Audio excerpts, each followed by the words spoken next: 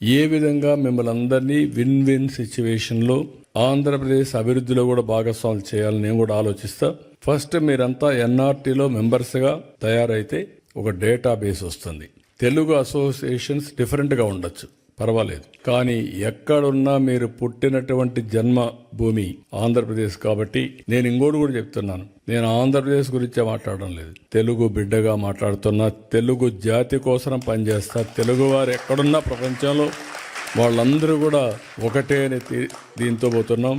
మన తెలుగు జాతి బాగా అభివృద్ధి అయితే దేశం కూడా అభివృద్ధి అవుతుంది.